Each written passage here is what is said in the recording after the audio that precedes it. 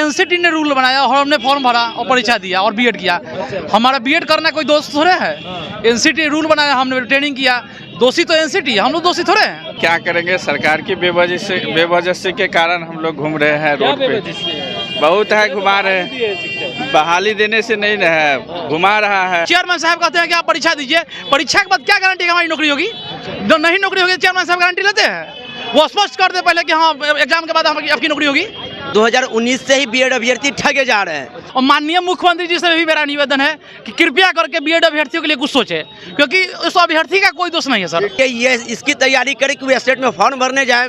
आपने समय आनंद फानन में 14 दिनों का आप समय दिए हैं। अभी सर्वर इतना लो हो चुका है, आपने एक दिन का पेमेंट चार्ज बढ़ाए हैं। पेमेंट एक दिन में आप कर सकते हैं, लेकिन सर्वर इतना लो चल रहा है, विद्यार्थी आनंद फानन में एग्जाम दे के वो फॉर्म भरेगा। एग्जाम सिर्फ ले रहा है, नौकरी देने का काम नहीं करता है। मैं माननीय मुख्यमंत्री से आग्रह करना चाहूँगा कि इस तरह से विद्यार्थियों से छलावा न करें और कुछ न कुछ जरूर सोचे और अध्यादेश जारी करके बीएड अभ्यर्थियों को भी इसमें मौका दें।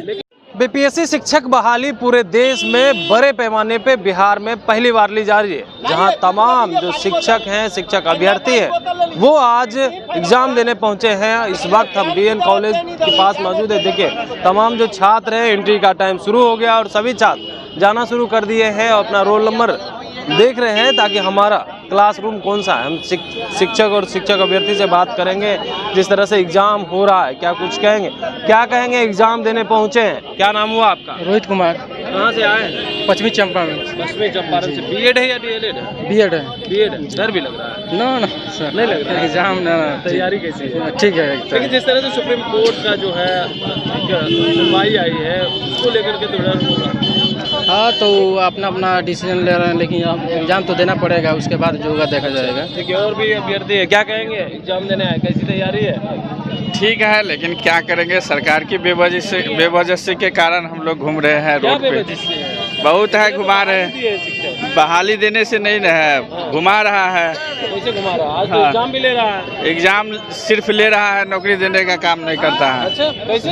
एग्जाम दीजिएगा तो पास होगा, नौकरी तो मिलेगी। पास हुए हैं 3 बार 4 बार रद्द कर दिया है, तो करके क्या करेगा? डर क्या लगेगा? इस सरकार से तो पूरे आदमी को डर है। इस सरकार से पूरे सबको डर है, क्या होगा अभी कोई ठीक नहीं है। देखिए और भी अभ्यर्थी है, हम उनसे बात करेंगे, क्या कहेंगे। कहाँ से आए सबसे पहले? मधुबनी से आए हैं। अच्छा, कितनी तैयारी है? तैयारी ठीक ठाक है। अच्छा, बीएड है या डीएलएड है? हम बीएड है। बीएड है। डर भी लग रहा है? डर क्या चीज़ का लगेगा? एग्जाम होगी फिर से जो है, जिस तरह से सुप्रीम कोर्ट का जो आदेश आया है कि बीएड वाले 1 to 5 के शिक्षक नहीं। देखिए ऑनेबल सुप्रीम कोर्ट का जो जजमेंट है उसमें तो सुप्रीम कोर्ट न्यायपालिका की बात है। आगे क्या होगी उसके लिए हम लोग उतना नहीं सोचते हैं। बस हम लोग का वर्तमान में जो नौकरी मिलेगी, नौकरी मिलेगी। नौकरी में तो इसमें तो कितना भी अभ्यर्थी है, बहुत ऑलरेडी जॉब में भी होंगे। हम लोग का जो तो टीचर का एग्जाम है, हम लोग तो यूपीएससी तक का भी एग्जाम देते हैं। तो टीचर है तो टीचर तो सबका एग्जाम देता है। तो इसी तरह की एग्जाम देने आए हैं? क्या हाँ, आए हैं, बीएड अभ्यर्थी आए हैं। अच्छा, बीएड अभ्यर्थी। हाँ। डर भी लग रहा है? सर क्यों लगेगा? डर किसके लिए? लगातार एग्जाम दे रहे हैं हम लोग। एग्जाम के बाद जो है फिर कहीं नौकरी ना हो, जिस तरह वो तो ऊपर वाले जाने और सरकार जानेगी। क्योंकि एनसीटी ने रूल बनाया और हमने फॉर्म भरा और परीक्षा दिया और बीएड किया।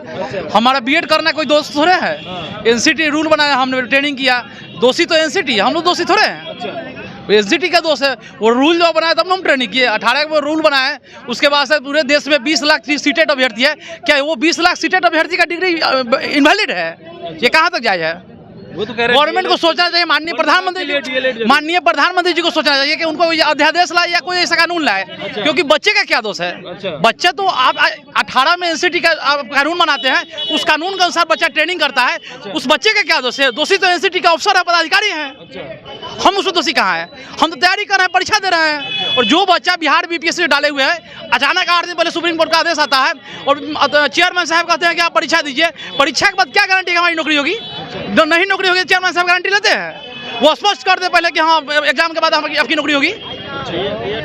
बीएड करना कोई गुनाह थोड़े है। दोषी एनसीटी है, केंद्र सरकार है। शिक्षा जब माननीय मुख्यमंत्री जब शिक्षा जब समवर्ती सूची में है तो राज्य भी अपने लेवल से इसके लिए कुछ रास्ता निकाल सकती है अगर चाहे तो। क्या और राजनीति के लाभ के लिए आप भी बीएड है क्या? हम भी बीएड हैं। इस सेंटर पे जितने भी लोग हैं सारे बीएड अभ्यर्थी हैं और माननीय मुख्यमंत्री जी से भी मेरा निवेदन है कि कृपया करके बीएड अभ्यर्थियों के लिए कुछ सोचे, क्योंकि उस अभ्यर्थी का कोई दोष नहीं है सर। रिक्वेस्ट है माननीय मुख्यमंत्री जी, अगर हमारी आवाज़ सुने हैं तो। क्या कहेंगे? यदि हमारे माननीय मुख्यमंत्री जी अभी एग्जाम यदि बीएड वाले के ले रहे हैं तो इनके पास एक ऑप्शन है, ये अध्यादेश लाकर बीएड वालों को जगह दे सकते हैं, क्योंकि अभी तक जो बीपीएससी के अंतर्गत चला है 2019 से ही बीएड अभ्यर्थी ठगे जा रहे हैं। 2019 में माननीय विजय चौधरी जी ने ये आश्वासन दिया था, स्टेट निकाल दिए। जी माननीय विजय चौधरी ने आश्वासन दिया था कि जितने भी लोग पास किए हैं सीट से भी कम रिजल्ट है, सबकी नौकरी सुनिश्चित है। फिर भी न जाने किस तरह से उन्होंने रिजल्ट दिया और फिर बाद में उन्होंने फिर इस तरह का छलावा किया। अब तक उन्होंने विद्यार्थियों से छलित किए हैं। मैं माननीय मुख्यमंत्री से आग्रह करना चाहूँगा कि इस तरह से विद्यार्थियों से छलावा ना करें और कुछ न कुछ जरूर सोचे और अध्यादेश जारी करके बीएड अभ्यर्थियों को भी इसमें मौका दें। लेकिन अब तो बीएड अभ्यर्थी के लिए स्टेट भी तो निकाल दिया गया है।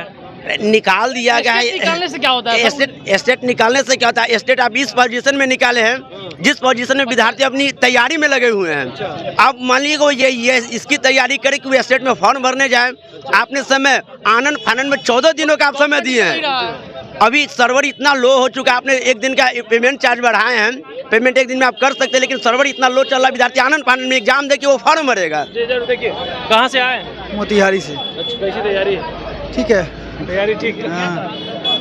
बीएड है या डीएलएड है? हम तो एवरीथिंग है, बीएड है। B Ed D El Ed everything. डर भी लग रहा है? एमएड भी किए हुए हैं। नहीं, नो डर, हम पहले से क्वालिफाई हैं, पहले से जॉब में हैं, हम टीचर हैं पहले से। लेकिन जिस तरह से सुप्रीम कोर्ट का आदेश आया है राजस्थान को लेकर के, बीएड वाले 1 to 5 के शिक्षक नहीं बनेंगे। प्रॉब्लम है, उन लोगों के लिए प्रॉब्लम है, लेकिन सरकार को कोई ना कोई रास्ता निकालने की चाहिए। हमारे पास संवैधानिक बहुत सी ऐसी व्यवस्थाएं हैं जिसके हिसाब से उनके लिए रास्ता वो तो अपीलीय प्राधिकार में उनको जाना चाहिए। एनसीटी से कुछ गाइडलाइंस लेनी चाहिए। हम 2011 में जब एग्जामिनेशन लिए थे तो यहाँ तो सारे अनट्रेंड थे, तो आपने तो अधिकार लिया था ना, आपके पास अधिकार था और आप नया अध्यादेश ला सकते हैं, आपके पास विधानसभा बचा हुआ है, सब चीज़ है।